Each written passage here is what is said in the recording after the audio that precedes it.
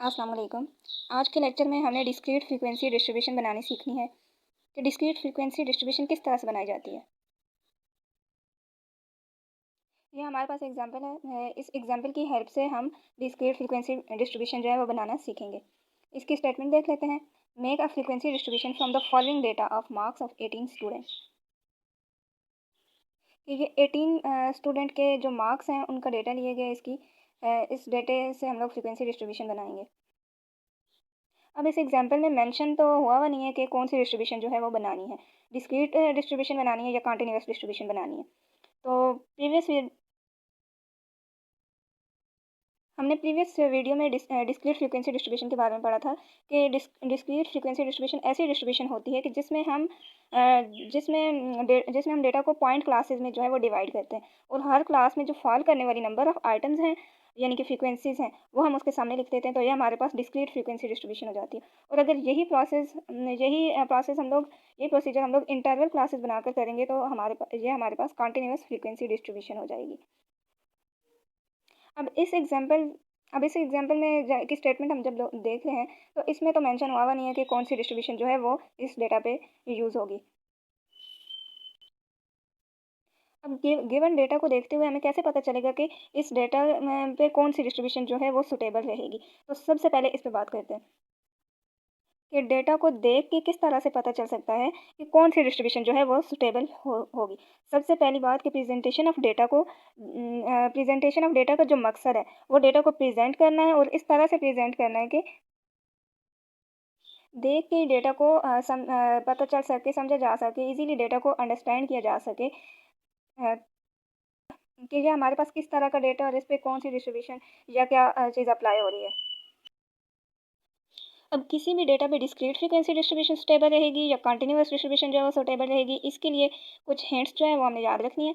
ऐसा डेटा जो whole figures पे मुश्तमिल हो और और बार बार एक जैसी वैल्यूज़ जो हैं वो रिपीट हो रही हों, जो स्पेसिफिक वैल्यूज़ पे मुश्तमिल है और बार बार एक जैसी वैल्यूज़ जो हैं वो रिपीट हो रही हैं, और डेटा की रेंज जो है वो बहुत कम है। डेटा की रेंज बहुत ज़्यादा नहीं है, डेटा की रेंज कम है। तो ऐसा डेटा जो है ऐसे डेटा पे जो है डिस्क्रीट फ्रीक्वेंसी डिस्ट्रीब्यूशन जो है वो सुटेबल रहेगी। अब इस एग्जांपल का जो डेटा है ये देखें कि ये 5 मार्क्स का टेस्ट था। उसमें 18 स्टूडेंट ने जो मार्क्स ऑब्टेन किए हैं ये वो डेटा है। और इस डेटा में 1 2 3 4 और 5 ये वैल्यूज़ हैं जो कि बार बार रिपीट हो रही हैं, यानी कि रेंज डेटा की बहुत कम है, डेटा की रेंज बहुत ज़्यादा नहीं है। और दूसरी बात कि बार बार जो है एक जैसी वैल्यूज़ ही जो है वो रिपीट हो रही हैं, यानी कि 1 2 3 4 5 ये हमारे पास मार्क्स का डेटा है, और यही वैल्यूज़ हैं जो बार बार जो है वो रिपीट हो रही हैं। तो इस डेटा को देख के ही हम लोग बता सकते हैं कि इस डेटा को रिप्रेजेंट करने के लिए स्टेबल डिस्ट्रीब्यूशन जो है वो डिस्क्रीट फ्रीक्वेंसी डिस्ट्रीब्यूशन है। अब नेक्स्ट आ जाता है कि डिस्क्रीट फ्रीक्वेंसी डिस्ट्रीब्यूशन जो है वो हम लोग बनाएंगे कैसे। सबसे पहले गिवन डेटा जिस वेरिएबल का है उस का नाम हम लोग कुछ भी एक्स वाई जी कुछ भी रख लेते हैं। तो इस मार्क्स के वेरिएबल का नाम हम लोगों ने एक्स रख लिया है। ये मार्क्स का वेरिएबल है और इसको हमने एक्स का नाम दे दिया। अब जो मार्क्स के वेरिएबल की वैल्यूज़ हैं इसमें कौन सी वैल्यूज़ जो है वो आ रही हैं ये देख लेना है, और उन तमाम वैल्यूज़ को सीक्वेंस में एक एक दफ़ा जो है वो हम लोग लिख लेंगे। जैसे कि ये 1 2 3 4 5 ये वैल्यूज़ इस डेटा में आ रही हैं, तो इसको हम लोगों ने सीक्वेंस में एक एक दफ़ा 1 2 3 4 5 इसको एक्स का नाम दिया और एक एक दफ़ा इन तमाम वेरिएबल्स को लिख लिया है। मार्क्स के वेरिएबल में 5 वैल्यूज़ अपीयर हो रही हैं, 1 2 3 4 5, इसलिए हम लोगों ने ये 5 वेरिएबल जो हैं एक एक दफ़ा जो है वो लिख लिए हम लोगों ने। अब हम यानी कि हमारा वेरिएबल जिन जिन वैल्यूज़ को एज्यूम कर रहा है वो वैल्यूज़ हम लोगों ने लिख लिया। उसके बाद नेक्स्ट आ जाता है हमारे पास टैली का कॉलम, टैली मार्क्स।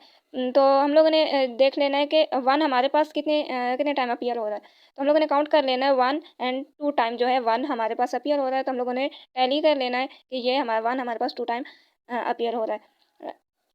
टैली के बाद फ्रीक्वेंसी का कॉलम आ जाता है। तो टैली हम लोगों ने किया 2 टाइम 1 अपीयर हो रहा है, तो फ्रीक्वेंसी इसकी आ जाएगी 2।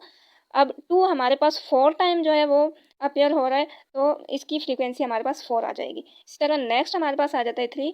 3 जो है 3 मार्क्स वाले 6 स्टूडेंट हम लोगों ने ये टैली कर लिया। टैली करने के बाद हमारे पास फ्रीक्वेंसी आ गई 6 कि 6 स्टूडेंट ऐसे हैं जिन्होंने 3 मार्क्स लिए हैं।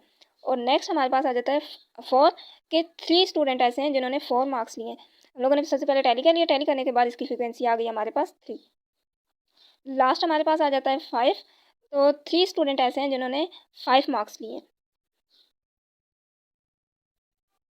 अब जो हमारे पास फ्रीक्वेंसी है, फ्रीक्वेंसी का हम लोगों ने टोटल कर लेना है कि हम लोग टोटल कर लेना है, इसका टोटल हमारे पास 18 आ जाएगा। और टोटल हम लोग इसलिए करेंगे कि हम लोग कि कोई वैल्यू ऐसी नहीं है जो रह ना गई हो, तो इसलिए हम इसे टोटल कर लेते हैं कि इसका टोटल आ जाएगा 18। तो ये हम लोगों ने फर्स्ट एग्जाम्पल जो है वो सॉल्व कर लिया डिस्क्रीट फ्रीक्वेंसी डिस्ट्रीब्यूशन की।